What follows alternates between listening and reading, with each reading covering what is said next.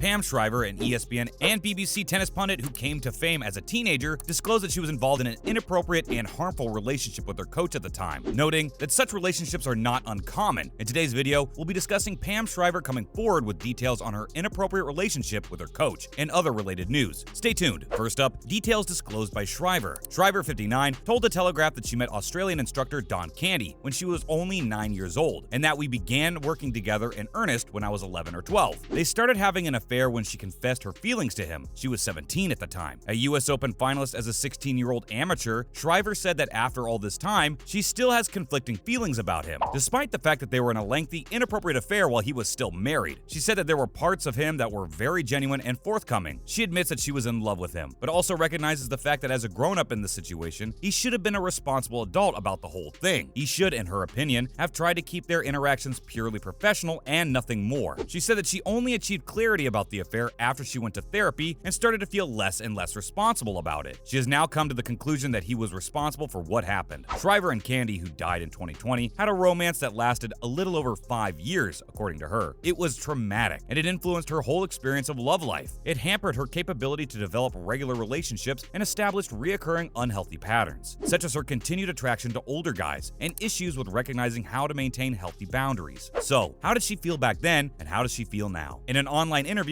Shriver elaborated on their connection, stating she felt a spectrum of emotions because their relationship coincided with Candy's marriage. The whole thing was a roller coaster of emotions for her because she felt shameful and guilty about the fact that he was married, while also feeling angry and jealous when his wife would come to tournaments, coupled with the fact that she was trying to become the best tennis player she could be. She kept the affair to herself because of how difficult managing the secrets could have been. Her intent in disclosing it now, she said, stemmed from reflection following her 1997 retirement and the death of her mother in August. The 59-year-old further admitted that in more than 40 years of her association with the sport as a player and as a commentator, she has seen over a dozen such situations. She is so scarred because of her personal experience. Whenever she hears about a player in a relationship with their coach, it sets off alarm bells in her head. The relationship ended when Shriver sought a new coach at 22. She admits that even though Candy never sexually abused her, she did feel emotionally abused because she was constantly feeling alone. How does she want to bring about change? Shriver's experience, she noted, is not unusual, with reports of emotional, verbal, physical, and sexual abuse of men and female athletes common throughout sports. To that aim, she wishes for improved education for athletes and coaches. She elaborated on how to tackle the issue, saying that even though she realistically doesn't have all the answers, but specifically speaking in the context of tennis, Shriver emphasized on educating young athletes before they reach puberty, around the ages of 11 to 13. According to her, by the time they move up to the main tennis tour level, some patterns should have already been set. Shriver also talked about how the problem could be addressed from the coach's end. The best method to safeguard their charges, according to her, would be to educate the coaches themselves before they go on tour. The same would be true for other credential holders, such as psychotherapists and fitness trainers. The point must be reiterated vehemently. These types of relationships are not suitable, and those who cross the line will face consequences. Shriver said she believed it was especially essential to convey her experience as a mother of 3 children in their late teens, and as other athletes came forward to share their experiences. The biggest hurdle towards dealing with this issue, in Shriver's opinion, is the dangerous culture of silence. She believes that if the sports community truly wants to address this problem and protect the future athletes, the first thing they must do is encourage people to come forward with their own stories. She is certain that the issue is far more prevalent than the world thinks, and to bring it into the mainstream media, the issue needs to come out of the dark places of sport. Now, in other related news, Wimbledon bans Russian and Belarusian players. Because of the size and severity of the invasion of Ukraine, Wimbledon has barred Russian and Belarusian players from competing in this summer's championships. The decision came after nearly 2 months of discussion and legal counsel, with the All England club especially worried about the image it would project if world number 2 Daniil Medvedev hoisted the All England's club famed silver gilt cup on center court. Wimbledon expressed sadness that individual players will suffer in an unusually emotional statement, but emphasized that it wished to do its role in limiting Russia's worldwide impact through the strongest measures possible. Men's world number 8 Andrei Rublev, who wrote "No War Please" on a TV camera lens during a match in Dubai, and 2-time women's Grand Slam winner Victoria Azarenka are among those poised to miss out. Wimbledon's decision came after the UK government proposed that the All England club compel Russian players to sign a letter criticizing Russian President Vladimir Putin in order to compete. That plan, however, was rejected as unrealistic, with Wimbledon thinking it would endanger the families of Russian players while also setting a harmful precedent. Instead, after nearly 2 months of discussion and with Russian aggression showing no signs of dying down, Wimbledon decided that an immediate ban was the best answer. This implies that this year's championships will not be broadcast on Russian television, and publications from Russia and Belarus will be prohibited. Next, Djokovic downs Gier. The world's #1 struggled to find his best form for most of his first tour-level match against Gere, but the 20-time Grand Slam winner fought deep to win 2-6, 7-6, 7-6, and maintain his ambitions of a third victory of the ATP 250 tournament at the Novak Tennis Center alive. Djokovic was unable to match Gere's strong start, as Gere created breakpoint opportunities in all 4 of the top-speed service games in the first set. Gere took the set after converting 2 of them, striking the ball strongly against an opponent who was struggling to adjust in only his 5th match of 2022. Djokovic raised his game in the second set, roaring after recovering a break to tie the match at 4-4. As the spectators began to expect a signature comeback from the renowned 34-year-old, he dropped 3 set points in the 12th game, but recovered to win the tiebreak and force a decider. Djokovic was never at his dominant best, but he stayed steady and won a tense final set in a tiebreak against a weary Gere, who delivered a high-class effort as he came close to his greatest win of his career. Despite this, the world number 50 will be disappointed by a couple of costly mistakes at critical moments. When serving a 4-3, 40-15, he dropped a short forehand into an open court, allowing Djokovic back into the second set, and then he missed a similar forehand when 4-3 up in the third set tiebreak. Lastly, Emma Raducanu survives blisters to progress in Stuttgart. Emma Raducanu defeated Storm Sanders in straight sets to advance to the second round of the Porsche Tennis Grand Prix in Stuttgart. Raducanu defeated the Australian qualifier 6-1, 6-2 in her WTA Tour clay court debut. The 19-year-old British player, seeded 8th in Stuttgart, showed no signs of concern after suffering a blister on her foot when representing Britain at the Billie Jean King Cup in Prague last weekend. Raducanu took time to find her stride after being taken to deuce on her first 2 service games. Sanders won the first service game to love as well, but it was all one-way traffic from there on out, thanks to Raducanu's strength from the baseline. The world number 12, who is 185 places higher than Sanders in the WTA rankings, controlled several brilliant rallies and finished the opening set in 30 minutes. In the second set, Raducanu's quickness across the court enabled her to reach a Sanders drop shot and break serve on her third try. Sanders prevented Raducanu from winning her 7th game in a row by increasing the strength of her serve. Raducanu, on the other hand, did not let her opponent off the hook. She broke again for a 4-1 lead, and her own excellent serve guaranteed that her prior struggles in finishing off matches did not become a problem again. That's a wrap for this video. Will we see more athletes come forward with their own stories? Will Shriver's courage make a difference in the sports landscape? Let us know in the comments below. Make sure to give this video a thumbs up and subscribe to our channel for more videos like this. See you in the next one!